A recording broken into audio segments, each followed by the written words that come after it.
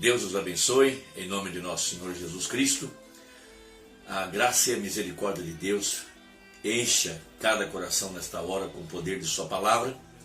Nós estamos trabalhando pela fé apostólica, pela fé preciosa, esta fé que está nos transformando de glória em glória na imagem da palavra.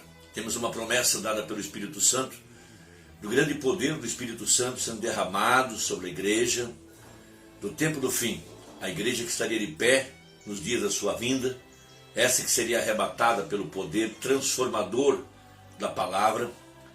E este grande poder do Espírito Santo é o mesmo poder que ressuscitou a Jesus de entre os mortos. Veja, naquela manhã de ressurreição, quando Jesus Cristo, a cabeça, de acordo com a profecia, ele disse: destruí esse templo e em 3 dias eu o levanto. Sendo Cristo a cabeça da igreja, quando ele se levantou na manhã do primeiro dia, naquela manhã de ressurreição, veja, todo o corpo de nosso Senhor Jesus do Velho Testamento, de Adão até o ladrão da cruz, todo esse corpo foi levantado da sepultura pelo poder da ressurreição de nosso Senhor Jesus Cristo. Porque é o Espírito que vivifica. Jesus Cristo, sendo a cabeça, é a cabeça que move o corpo.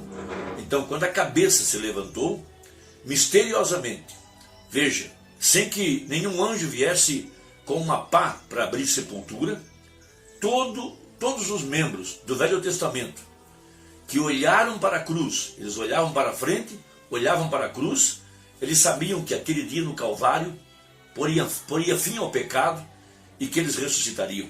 Foi por isso que José, sendo um profeta, ele sabia que a ressurreição se daria na Palestina. Ele disse aos seus irmãos que quando eles saíssem do Egito, ele sabia da profecia que Israel permaneceria 400 anos no Egito. Então ele disse: quando vocês saírem daqui e forem para a terra da promessa, tomem os meus restos mortais e os levem consigo. Porque José sabia que quando Jesus Cristo viesse para trazer a redenção através do seu sangue, e quando ele se levantasse da sepultura, todo o corpo do Velho Testamento se levantaria com ele. Por isso, os apóstolos, ou melhor, os profetas, andavam vestidos de peles de animais, porque eles conheciam o poder da ressurreição, eles conheciam o poder do sangue, eles sabiam da remissão e da perfeição através do sangue derramado, o sangue de Emanuel, porque eles sabiam que o Messias seria o Cordeiro de Deus, e eles sabiam que o Messias seria o próprio Deus. Por isso, eles se vestiam de peles de animais. Agora, esse poder do Espírito Santo, veja, é a faísca, como usou essa expressão o profeta na mensagem, ao nascer do sol.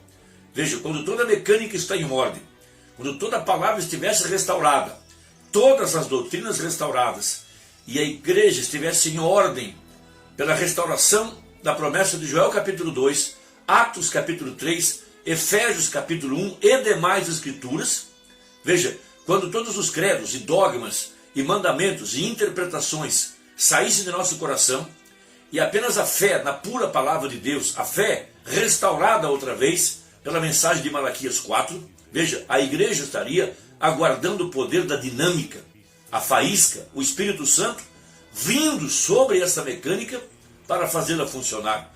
E nós estamos trabalhando por esse grande batismo com o Espírito Santo.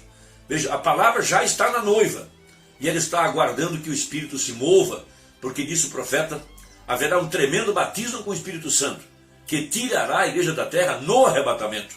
A mesma coisa aconteceu com o nosso pai Abraão. Ele é o nosso protótipo, ele é a semente.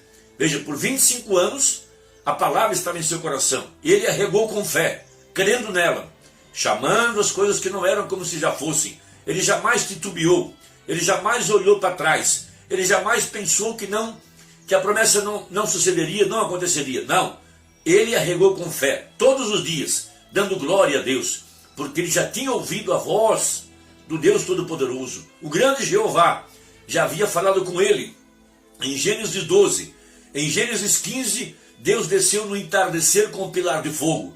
Gênesis 17, o seu nome foi mudado e ele recebeu a circuncisão, que era o pacto, que era a confirmação de que Deus sustentaria a sua palavra. Em Gênesis 18, Deus apareceu em carne humana. Agora o grande El Shaddai, atrás de peles humanas, para confirmar a palavra, para trazer o poder da ressurreição. Veja, ali estava agora Deus, para vindicar a promessa que ele tinha feito a Abraão 25 anos atrás. Então, da palavra profética, o Messias, ali estava o grande Deus agora em carne humana. Veja, esse poder transformador que saiu da boca do grande Deus, transformou os corpos abatidos de Sara e Abraão. A faísca desceu para fazer com que a mecânica funcionasse. E logo em seguida, receber o filho da promessa. Então, em Romanos capítulo 8, verso 11, nós temos a seguinte escritura: e se o Espírito daquele que dos mortos ressuscitou a Jesus habita em vós, aquele que dos mortos ressuscitou a Cristo, também vivificará os vossos corpos mortais pelo seu Espírito que em vós habita. Então a dinâmica é o poder do Espírito Santo. Podemos usar a seguinte expressão: a faísca que vai incendiar a gasolina, que vai incendiar, que trará combustão, que fará a máquina andar. É esse grande poder do Espírito Santo, prometido em Joel capítulo 2, que logo depois que viesse o ensinador de justiça e a palavra fosse restaurada, Deus derramaria o poder do Espírito Santo, a plenitude do Espírito Santo sobre a igreja, para tirá-la da terra no arrebatamento. Porque o que nós temos hoje é apenas o penhor. O penhor é uma parte do pagamento. O penhor é a garantia de que tem mais para vir. Então vejam, com o que nós temos, disse o profeta, nós não iremos. O que ele quis dizer? Só com o penhor nós não iremos ser transformados.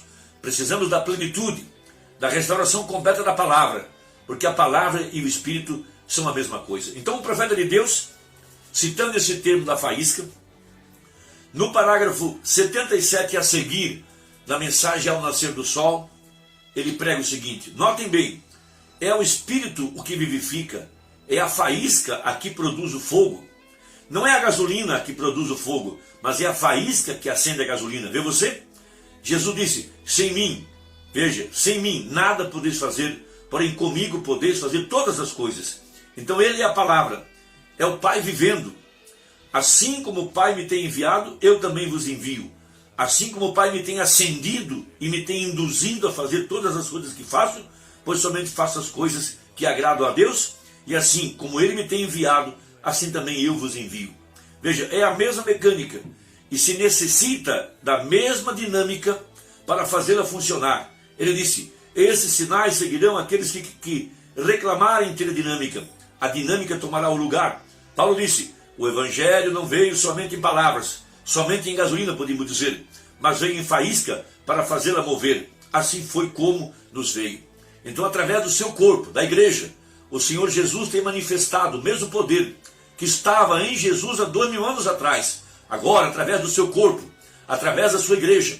E ele deu uns para apóstolos, outros para profetas, outros para pastores, outros para evangelistas e outros para mestres. Então o corpo da igreja está continuando e terminando a obra que ele deixou para esse tempo específico. E agora nós estamos esperando esse grande enchimento do poder do Espírito Santo para tirar a igreja da terra no arrebatamento.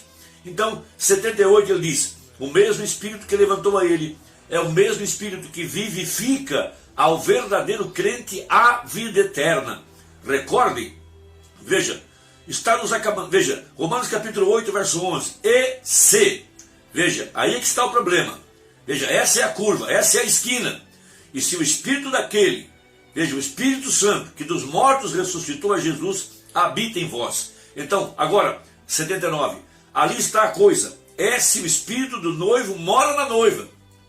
Então de nada nos adianta ficar falando muita coisa da mecânica e tentando provar quão preciosos são os materiais, quão precioso é o banco, quão precioso é o volante, quão preciosa é a tinta, quão precioso é a borracha do pneu, coisas técnicas. O que importa é a faísca para pôr fogo na gasolina. Então o Espírito Santo, veja, a verdadeira igreja, aquela que é circuncidada, que a velha natureza morreu e ela recebeu uma nova natureza, de acordo com 2 Pedro, a natureza do Cordeiro, começando com fé, virtude, conhecimento, temperança, paciência, veja, piedade, amor fraternal e por fim a faísca, por fim o tremendo batismo com o Espírito Santo, a pedra de coroa. Veja, Agora, ali está a coisa, é se o espírito do noivo mora na noiva. Quando Deus produziu o primeiro noivo, primeiro fez a ele. Este era homem e mulher em seu espírito, e ele o formou do pó da terra para que fosse material. Logo, notem que quando formou a Eva da costela de Adão, não tomou outro punhado de pó, mas tomou do próprio pó, da mesma palavra, porquanto Adão foi a palavra falada. E Deus tomou dele, porque ele tinha espírito masculino e espírito feminino. Deus separou o espírito feminino de Adão e o colocou em Eva, e assim seguiu sendo parte do espírito de Adão, foi carne de Adão, veja, e logo foi parte do espírito de Adão. A dinâmica que vivifica a mecânica do seu corpo. Então hoje, a noiva também tem que ser carne de sua carne e osso dos seus ossos. Agora, como chegará a ser carne mortal, parte da sua carne?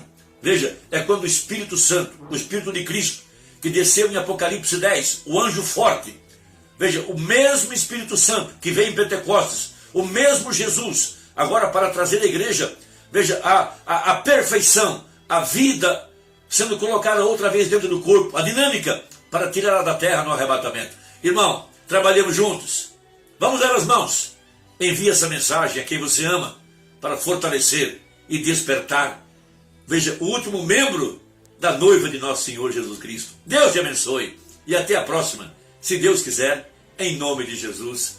Amém.